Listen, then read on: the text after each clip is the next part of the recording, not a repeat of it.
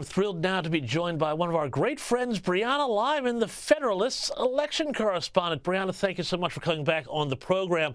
Over the past few weeks, we have seen so many examples of crazy, radical judges trying to thwart the Trump administration's efforts to do all sorts of things through executive orders, deporting foreign criminals, everybody else. Now, this came to a head yesterday, though, when Republican Ted Cruz and Democrat Amy Klobuchar clashed on the issue in the Senate. Have a look at this.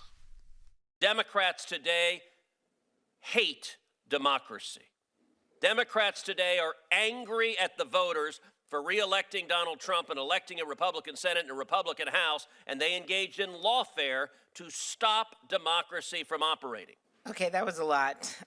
Let me start with a few things. Number one, we love the democracy, and I believe what we should be having is a civil debate about how we can best, if Donald Trump wants to make changes to the government, we should be doing it in a legal way, not how he's doing it. And the only reason there's all these injunctions, Senator Cruz, is because he's violating the Constitution.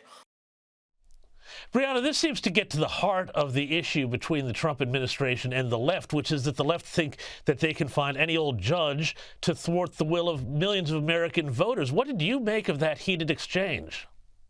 Oh, it's absolutely accurate. Right now, what we're seeing is judicial lawfare. And what Amy Klobuchar fails to understand is that the founders created a balance of power, right? Three co-equal branches of government. When you have judges who are inferior, unelected judges dictating or halting the actions of the executive branch, they are effectively usurping the authority of the executive to make decisions, meaning they suddenly have more power than one branch. And that throws off that balance.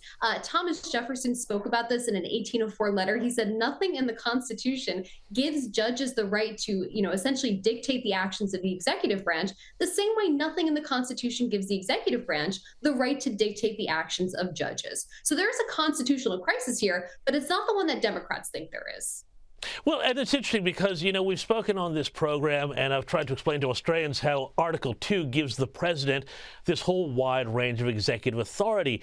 And one of the interesting things I have found here, and maybe you can speak to this a bit, is how Trump has avoided letting this crisis come to the real crisis point where, both sides are in an absolute complete tug of war. They seem to be trying to go through the legal processes and the legal means on every one of these things as much as they can to avoid that showdown that you're speaking of, where you do have the real full-blown crisis.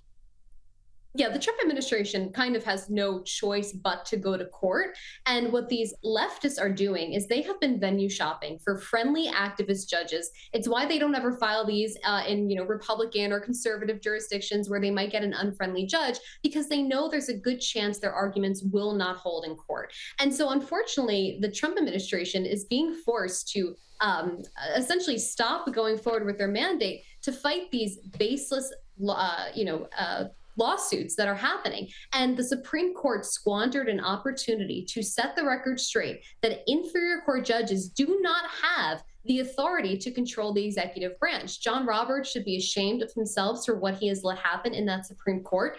When you've had other justices like Clarence Thomas question back in 2018 whether inferior court judges have the authority to issue nationwide injunctions. Yeah, that's absolutely fascinating. And I think the legal aspects of this people here need to understand and be across. Hey, I want to talk about another crazy thing happening on the Democrat side. I didn't realize that Cory Booker was doing some sort of, he must have been doing, I don't know, an ad for an adult diaper, because he stood up for 25 hours in the U.S. Senate, 25 hours and 5 minutes filibuster. In case you missed it, here's a little bit of what happened there. From all Americans, this is a moral moment. It's not left or right, it's right or wrong.